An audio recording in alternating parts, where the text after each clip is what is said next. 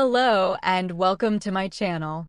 I'm Ava, and I share real stories from the corners of the world, stories taken straight from people's lives. I hope tonight you'll enjoy the new story with me. Please don't forget to like before we begin. Let's dive into tonight's story. I was standing in the corner, the sunlight from the village sky hitting my face. Every wall of our house was covered with black flags, and the sound of mourning filled the air. I stood there watching. I was too young to even understand how to grieve the loss of my parents. One of the boys from our relatives came and stood beside me. With curiosity and boldness, he said, "Do you know what happened? Do you know that the oil heater caused your parents, your sister, and your brothers to die? None of them are alive anymore." I turned my big hazel eyes toward our house again, staring at the black flags. Then I looked back at him, his curious eyes fixed on me, and I asked quietly, "So even my brother is gone? What about my sister Sarah? What about my mom and dad?" He shook his head and said, "No, none of them survived." Why did he have to carve that reality into my mind? What did he gain from it? With fear and trembling, I whispered, "You're lying." He grabbed my wrist and turned me toward the white and black cloths draped over the bodies. Leaning close to my ear, he whispered, "Look at them. Those are your parents and your sister. They're all lying there." I didn't dare go closer. I didn't dare lift those cloths. I stood still, without tears, without screams, without even feeling alive. Everything always happened inside me. And that day, the biggest tragedy of my life left me frozen in silence, only watching. All of our relatives were there. I searched for my mother with my eyes, not ready to believe it. I went into the rooms, into the storage shed. Holding onto the iron bars, I pressed my head against them and cried out, "Mom, are you there? Mom, come out. The house is full of guests. They're lying if they say they'll take you to the cemetery. Come out and show them." But my mother never came. I touched the locked door, then ran to the barn. My father wasn't there either. I kept wandering around the house, convincing myself maybe they had gone to the orchard. Choking back tears, I returned to where the crowd had gathered. One of my aunts saw me and knelt in front of me, crying. I muttered, "Mom and Dad went to the orchard. They didn't take me with them." The moment I said it, I broke down crying. On the outside, I was crying about them going to the orchard, but deep inside, I was slowly beginning to realize what had really happened and what tragedy had fallen on me. Shouts and cries filled the place. Suddenly, my sister Layla arrived. She had married and moved to the city. From afar, she ran straight to the bodies lying under the cloths. She collapsed on them, wailing, screaming, as people tried to calm her, but she could not be calmed. Meanwhile, I was in the cemetery, playing with the village kids, pretending life was normal. A little farther away, my parents, sister, and brothers were being buried. I was an unwanted child, the kind of child that arrives when a family already has 3 grown kids, all ready for marriage, and then suddenly the mother finds herself pregnant again. She tried everything not to bring me into the world, but fate had other plans. Against all odds, I was born. Later, when I grew up, I asked myself, why was I so stubborn to come into this world? What was waiting for me here that I clung to life so desperately? When the dirt games ended, someone pulled me by the arm and dragged me toward the graves. I saw my sister Layla, sitting at the edge of the open pit, crying her heart out as others tried to comfort her. They brought me closer. I tucked my golden hair behind my ear and just stood there. Layla opened her arms wide and hugged me tightly, sobbing uncontrollably. A few people were crying the hardest: my brother's fiancé, my sister Sarah's fiancé, my sister Layla, and one of my aunts. These 4 couldn't stop wailing. After the ceremony, we returned home. For 2 days, the house was crowded with mourners. I still didn't fully grasp what had happened. But from the 3rd day, when everyone left, my real loneliness began. That's when the grief sank in. I was suffocating in every corner of the house. Everyone thought I was just a child and didn't take me seriously. But I wandered through every room, every place in the village, searching for my family. I opened the storage door hoping to see my mother. I peeked into the guest room imagining I'd catch my sister secretly meeting her fiancé. But no one was there. That night, in the silence of the village, I realized the cruel truth. They had all abandoned me in a single night.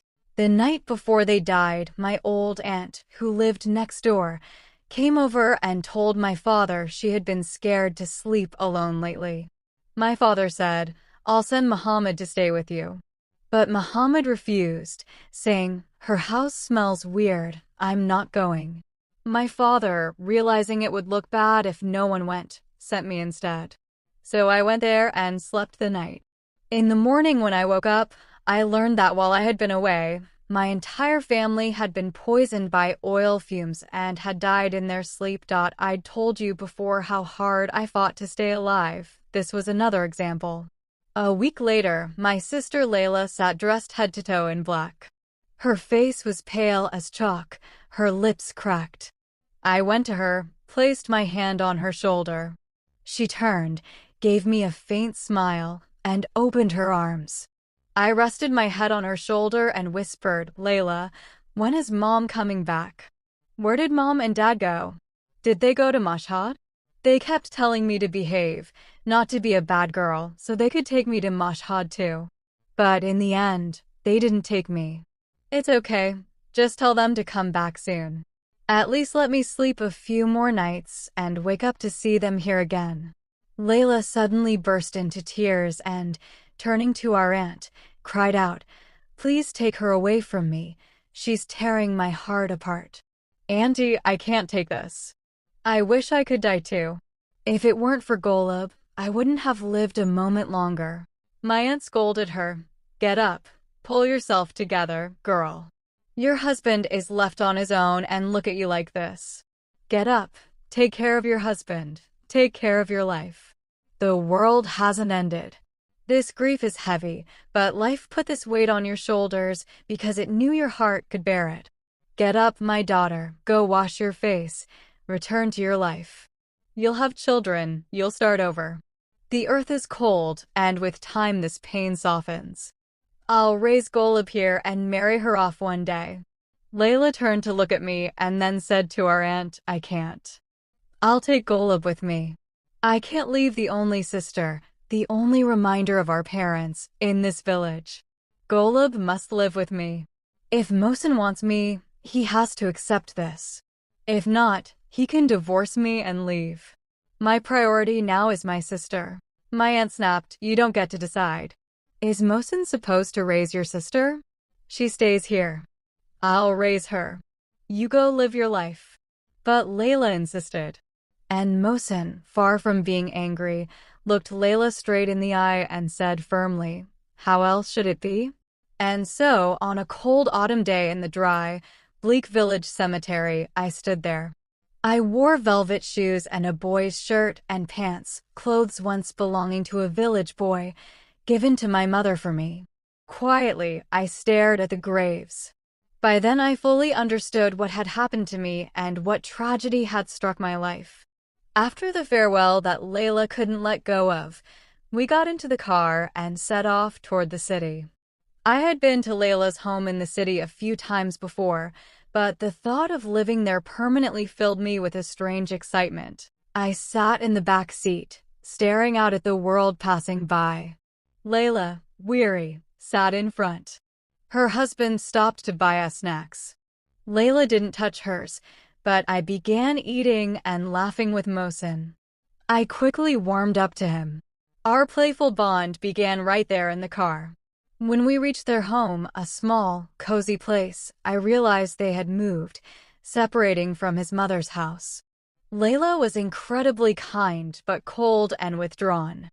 The grief sitting on her heart had drained her warmth. She had little strength left for life. In the mornings she'd wake up, make breakfast for me and Mohsen, send him off to work, tidy the house, cook, then sit for hours praying and crying for her lost family. Layla had no one. She was lonely. But I had Layla and Mohsen, so I didn't feel as lost. At night when Mohsen came home, he'd take my hand and we'd go to the park. Mohsen was young then, the same age as Layla. He had already done his military service. During those 2 years of service, Layla had lived with her in-laws. One night he and I went to the park together. He wore a black leather jacket. A boy there was arguing, saying the slide belonged to him alone. He wouldn't let anyone else use it. I told him, "You can go down once, then me." But he kept saying, "No, it's all mine." Mohsen glanced at the boy, then at me. "Why did you come to me?" he asked. "Couldn't you handle him yourself?" I looked back at the boy. He was taller than me. With a hidden fear, I said, "No, I just said it. If you don't want to fight him, I can do it myself. But you know, I'm a girl. It's not really proper for me to fight and cause a scene." He tried to suppress a laugh. He grabbed me, stared into my eyes, and said, "It won't bring dishonor. Go on, hit him. Come on, hurry. And if after you hit him he runs away, you can ride him as much as you want. If you don't have the guts, then just stay here and watch him from a distance. You know, I figured out that you're a spineless girl." I stared back at him. His words struck me deeply. Before he could finish, I lunged at the boy, grabbing his hair. He was bigger than me, but I clung to him like glue. He couldn't move his hands or feet. I could only kick him with my smaller legs. His stomach made it hard for him to breathe. Poor boy, he cried and ran away. From that moment on, I discovered a strange, incredible strength within myself. I realized that when I needed something, I didn't have to call for anyone. I could handle it on my own. Within a month, I had become the tough kid of the park. Everyone respected me. With Mohsen, we would go to the park, and all the children would gather around. I decided who could ride, who couldn't. Mohsen loved seeing this. You know, he wanted me to grow up independent. Being an orphan, he thought I should learn to take care of myself. Layla, however, was frustrated by my behavior. She wanted me to be a polite, calm, well-behaved girl. But she couldn't handle Mohsen's approach. At the same time, her own depression and fatigue left her too drained to interfere with me and Mohsen. She could only watch us from afar with regret. There was a boy named Abbas. He was big with a large stomach. Mohsen didn't get along with Abbas' father. One day, we were sitting in the park. Abbas' father was so proud of him, always thinking his son was stronger and bigger than everyone else. He loved looking at his son and showing him off. Now that I'm older, I think, well, let him enjoy it. Why should Mohsen get upset? But at the time, Mohsen was frustrated by Abbas' father's bragging so much that one day he said to me, "You can hit Abbas too." I looked at Abbas. He was at least 7 or 8 years older than me, with a body the size of my father. I swallowed hard and looked at Mohsen. He smirked and pulled a cigarette from his pocket. He said to me, "Don't tell Layla." I winked and said, "I won't." I wanted to change the subject, but he hadn't forgotten. He looked at me again and said, "What? You can't hit him?" 5-year-old kids shouldn't be boasting to me, because I'm the real deal. Everyone is afraid of me, everyone. They only fear you when a boss fears you. I thought you were really brave, but now I see you're not a girl at all. I wrapped my arms around my narrow waist and, twisting my body as he instructed, looked at Abbas with fear. He was breaking a watermelon with his knees and eating it with his hands. He could have easily beaten me. I turned to look at Mohsen, searching for support. Mohsen saw my face, laughed, and then went back to smoking, unconcerned, unaware that I wasn't giving up. I found a big brick. Abbas, poor thing, was sitting on a bench. I approached from behind, lifted the brick with all my strength, and struck him on the back of the head. In an instant, he fell to the ground, and the watermelon flew into his throat. Trembling and terrified, I quickly ran away. Mohsen was the only one who saw me there. I hid in a corner, watching from a distance. Everyone else was hitting Abbas back to help him breathe and dislodge the watermelon. Abbas, from the blow he had received, was on the verge of passing out. The scene was chaotic. My entire body shook. Mohsen had given me a false courage. The courage he gave me, he also took back. After that day, I never raised my hand against anyone again, never fought with anyone. 3 months later, I started school. Layla and Mohsen didn't have much money and couldn't buy me much. Even so, every night I was grateful for the uniform and school bag they had gotten me. For the first 2 or 3 years, their financial situation wasn't great. But later, the inheritance from Layla and me reached Mohsen. Mohsen was very smart. He multiplied that inheritance several times and, through the business he started, became wealthy. Gradually, their life began to prosper. 3 years after I came to their home, Mohsen's situation improved steadily. During this time, people began to whisper, wondering why Layla and Mohsen didn't have children. Every morning Layla would take me to school. I later discovered she would secretly visit a doctor to find out why she couldn't get pregnant. Her mother-in-law often taunted her, both because she was raising me and because she couldn't have children herself. Recently, we had given Mohsen a little inheritance, which seemed to quiet her mother. Of course, Mohsen never allowed anyone to interfere. No one dared speak in front of him. But when he went out, his mother would start nagging. So, Layla secretly tried to solve her problem, though outwardly she acted as if one day we would soon have a child nearby. Perhaps it was God's will that she hadn't become pregnant yet. Days passed. More than being close to Layla, I became close to Mohsen. I grew older, sometimes introverted, sometimes returning to my cheerful, sweet nature. I did whatever I could to get through life. Once or twice a year we would visit the village, so Layla could pay respects to my parents and siblings. Each time she met her 2 fiancés, her grief worsened. Seeing their life made her feel even worse. One thing was clear, Layla never forgot this tragedy, never came to terms with it. 13 years had passed. I was 17 in my final year of school. Layla continued to try everything to have a child.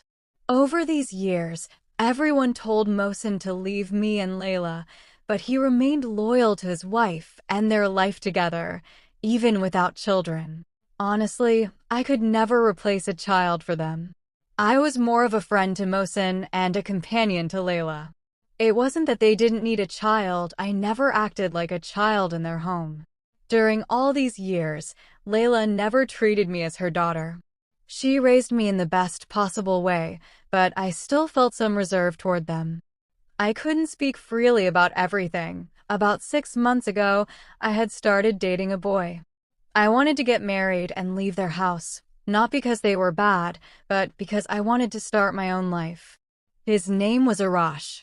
I had been with him for 6 months. I liked him very much. He became my companion during lonely moments. Whenever I needed him, he was there. Together, we would sneak past Layla and go out. Layla was simple, sad, and depressed. She was almost without patience, intelligence, or focus, yet incredibly kind. Every day, I would go out with Arash to the nearby parks, cafes, and streets of the city. I made memories with him everywhere. My heart had fallen for him. I loved him dearly. The only gift he ever gave me in those days was a cheap ring. We spent our time together until one day I discovered that, besides me, Arash was also close friends with my best friend. I experienced a heartbreak like no other. I felt so devastated that I could hardly bear it. When I realized Arash was friends with my closest friend, I ran home crying. Luckily, Layla wasn't there to see me in that state. I threw myself into my room and cried bitterly. My whole being felt like it was shattering. I trembled, letting only tears fall. Suddenly, the door opened.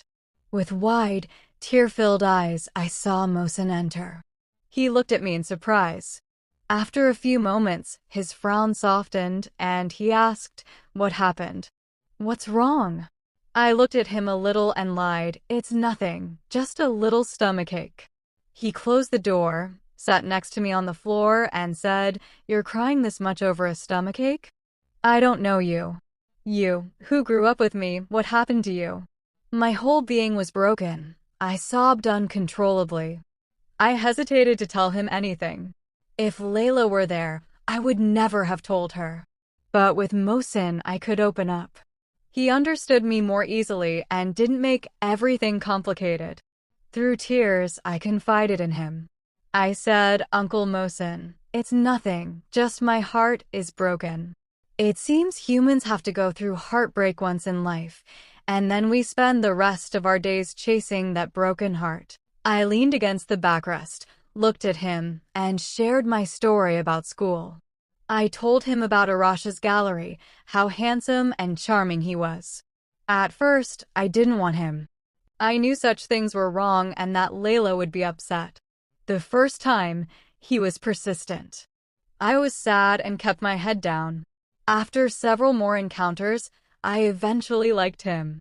But as soon as I did, he distanced himself. I began adjusting my school route to pass by a shop. I pursued him until, after a few displays of affection, he gave me his number again. I thought he truly cared for me. I imagined him proposing before I graduated, picturing a happy future, and even imagining how many children we'd have. I never expected he'd be friends with my best friend. You know, sometimes people being good can cause problems. Mohsen was too good. If it had been Layla, she would have gotten angry, scolding me. "Get up and shut your mouth.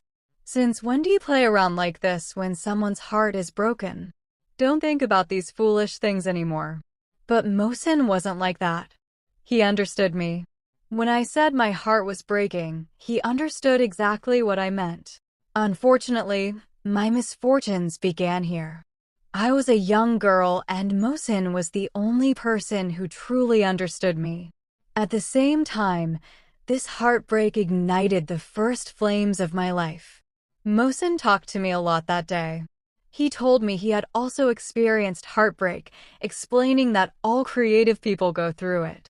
Then, for the first time, he mentioned that maybe someone like Layla might never experience heartbreak. Through my tears, I asked how that could be cold and unfeeling, unable to love anyone easily. I thought he was being unfair. Layla loved Mohsen immensely. I didn't push the discussion further. He spoke to me a little more, then got up and left. The next night, when I was in the saddest state, he called out to me, "Golub, where are you? Come out." I went out of my room. I had cried for 2 full days.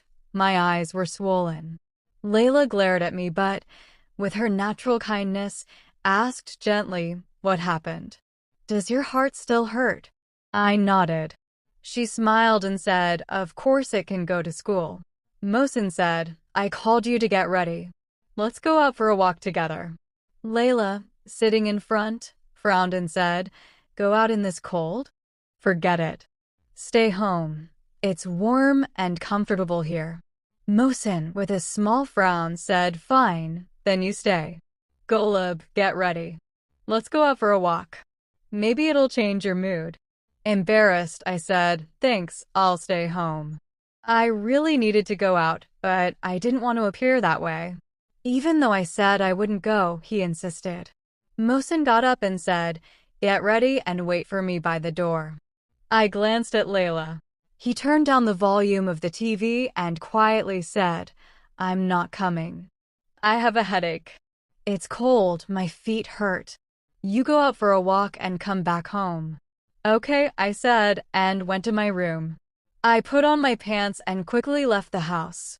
Mohsen was waiting at the door in his car, handsome, stylish, with an expensive car under him. Honestly, Layla didn't suit him much, Over the years, she had become broken, and Mohsin seemed like he was just flourishing. At that time, he was around 37, still in his prime and good-looking. Layla, instead of being a 33 to 34-year-old woman, seemed more like a 48-year-old, worn out and weary. I opened the car door, sat down, and he started driving. That night, Layla wasn't there to complain about the loud music.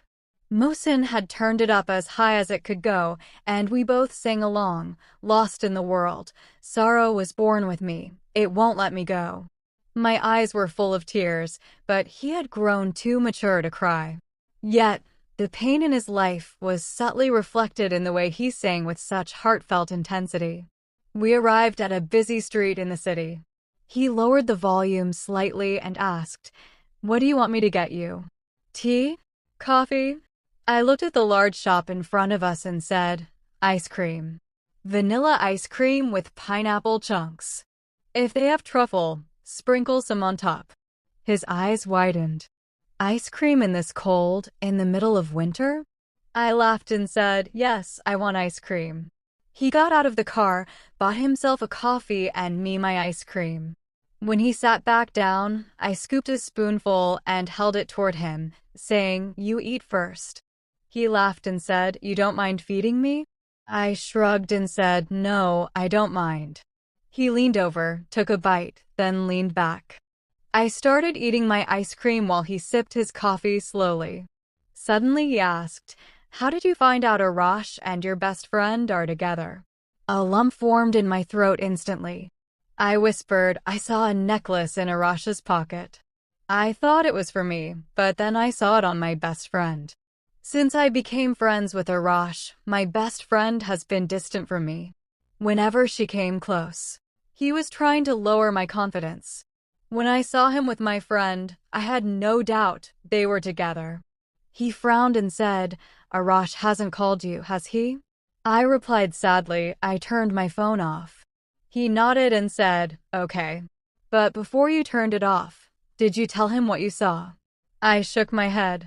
People, when they discover a truth, shouldn't go back to the one who lied 1,000 times and ask, "Why did you lie to me?" The 1,000th lie in their life is already there.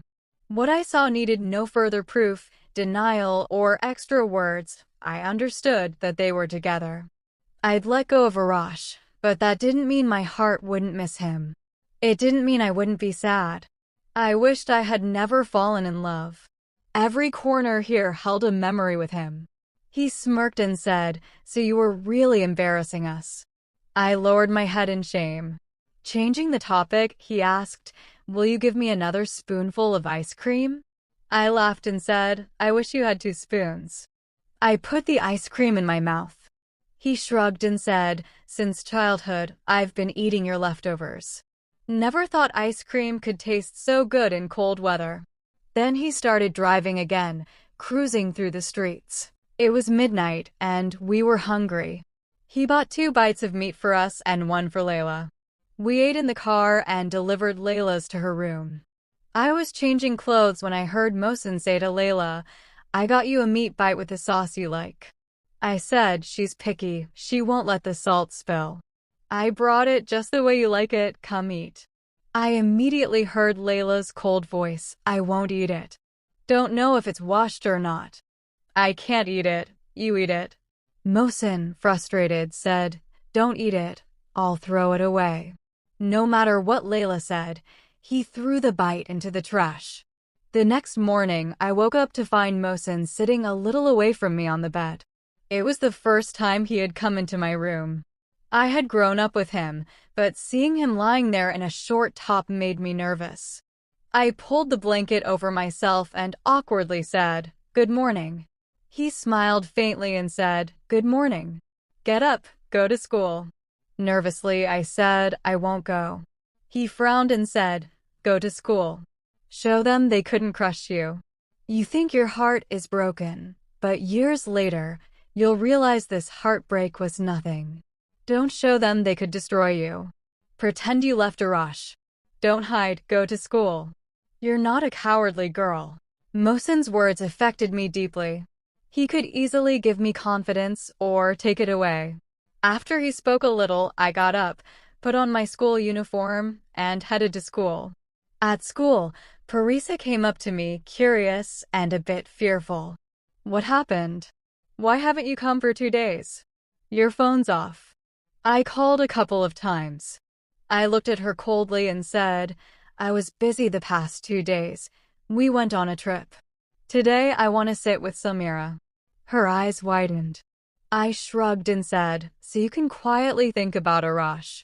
I thought she was just watching Leftovers, but she was really noticing the remnants of my relationship. I could have been so angry that I crushed her, but I didn't want to. At school, I went to sit with Samira, a calm and gentle girl. After school, I saw Mohsin's car in front of the school. Surprised, I went to him. He laughed and said, I don't care about my brain. I was just wandering around all day and thought I'd pick you up. Embarrassed, I smiled and thanked him. As soon as I sat, he went to a nearby shop and bought me a sandwich. I said, Layla made lunch, don't worry. He said, this sandwich here is better than your sister's cooking. Eat, you'll like it. The sandwich was delicious. From that day, my connection with Mohsin started. Before him, there was a stranger who had raised me. Mohsin was different. He was there during my worst and saddest days. Instead of just being Uncle Mohsin, he became simply Mohsin. Eventually, I started skipping school to go out with him, cruising around, having fun, and returning home. By agreement, I didn't tell Layla about anything that happened with Mohsin, and he didn't tell her either. During those days, Layla would get up, go to the nursing home, cut their hair, trim their nails. She was fixing their faces, adjusting the straps, taking their measurements, and sewing their clothes. While Layla was busy with such work, I was lost in a filthy love with Mohsin. I didn't realize when it happened, but suddenly I found myself completely in love with him. Everything I did was to get his attention. He became my entire world, and at night, I got frustrated thinking about why he was sleeping in Layla's room. I thought it was one-sided until one afternoon in the car, while I was laughing, he suddenly looked serious and quietly said, There's a plum stuck on the corner of your lip. My lips were red from eating the plum. I asked where on my lip and felt the warmth of his touch. Moments later, he softly whispered, I cleaned it for you. Mohsin wasn't bad, and neither was Layla. She was like an angel. Before that day, Mohsin was always proper, single, raised me in a way that I never heard a tiny complaint from him. I swear I don't know how it happened, but this misplaced love between us occurred. Before I realized it, I was in his arms. We were sure Layla wasn't coming. In a blink, we had reached that point. I didn't know how many times I'd been in this situation, but I knew I had already climaxed. He started tickling me. I quietly said, Don't, Mohsin. Just then, the secretary called. I hated that woman calling him so much. He laughed and calmly said, I'll fire her tomorrow and hire a man. Good, right? Do you like that? Everything in life, everything in me, changed because of him. I felt like I would live depressed forever, but he gave me heaven and this world. Whatever I wanted, it became his rule in my life. I smiled, threw myself onto him, and we started joking around, without thinking about Layla being alone. Layla had lost her family. She only had me and Mohsin, and even we didn't have her. Without thinking of the loneliest person on earth, I was making love with her husband. It was the last days of exams. I didn't want to take them at all. Mohsin didn't pressure me to study like before. Every time I skipped, he didn't question me. We had gone everywhere together, and once we decided to make an excuse to travel up north. But we both had a guilty conscience for leaving Layla alone. That day, I had a math exam. I got up and went to school. When I entered the classroom, the math teacher frowned and said, I was counting on you for the Olympiad. Not showing up in class, sit down and take the exam right now. If you fail, shame on you. I didn't care about her words or Parisa's curious eyes. From that day, I stopped turning my phone on. Mohsen would pick me up and take me to school. Arash never showed up in my way. Later, I learned Mohsen had confronted and threatened him not to appear in my path. I took the math exam in the worst possible way. The teacher didn't give in. She separated my paper from the stack and began correcting it. Angrily, she said the principal needed to be called. They started asking why I hadn't been coming to school. They told Mohsen, and I was out with him, so I was calm but didn't show it. I lowered my head. Suddenly, I felt dizzy and fell to the floor. I hadn't eaten since morning, and the two women were driving me crazy. At that moment, I saw Layla coming up the stairs. Apparently, someone had called her about why I wasn't at school. Worried, she came. When she saw me fainted on the floor, she ignored everyone and got me to the hospital. She took a taxi with me and got me to a room for examination. I was still in my school uniform. Suddenly, the doctor, adjusting her glasses on the tip of her nose, asked, "Does this girl have a husband?" Layla looked at me, then shook her head and said, "No, she's single." My heart shattered. I was terrified that they'd realize I wasn't a virgin. Meanwhile, the doctor, from the pulse in my wrist, realized I was pregnant. I was so naive that I hadn't even considered that I could be pregnant, especially since I hadn't had my period for a month. They sent me for an ultrasound right there and discovered I was pregnant. Layla was frozen, looking at me silently, neither screaming, crying, nor saying a word, just watching me with the tears I was shedding. She was looking at the disaster of her life. For a moment, she calmed down and said softly, "Golub, I lived because of you. I survived because of you." I was happy that at least I had you as a sister. How could your heart let you do this to me? What should I tell my mother-in-law and the others now? What should I tell our parents in the afterlife? What came out of the one I raised? Why did you shame me like this, daughter? I wish I had died and never seen this day. My crying intensified. If she had known the truth, she would have realized how lucky she had been to be standing where she was at that moment. Through my tears, she brought me home. Gradually, it seemed she was coming out of shock, restless, pacing around the house. What happened? Tell me, who's the father? I'll talk to him. Let him come for the proposal. I didn't say anything, just cried. Angry, she slapped me hard across the ear, then again demanded, "Tell me, who's the father?" I remained silent. She searched for my phone, found it, and through tears said, "It's been off for months. Since before the new year. 5 months." Ignoring my words, she turned it on and went outside. I ran after her and said, "Arash is not who you think he is. Hang up. Don't call him. It will ruin our reputation more. In the city, he can do this easily because he's not with me." She slammed the phone into my face. It was the first time she had raised her hand at me that day. Then, screaming and crying, she said, "So what should I do? Talk. Tell me, who's the father?" No matter how much she asked, I didn't answer. That night, Mohsen came home from work. As usual, I was in my room. Unaware of anything, he sat, ate his food, then went to his room. As usual, he secretly came into my room. The moment he entered, I cried and said, "Mohsen, I'm pregnant." I expected him to panic like I did, but to my surprise, he said with joy, "Are you serious?" I wiped my tears and said, "Layla knows. I regret it. I was wrong to do this. I don't want this child. I was a reckless girl. I'll leave your life.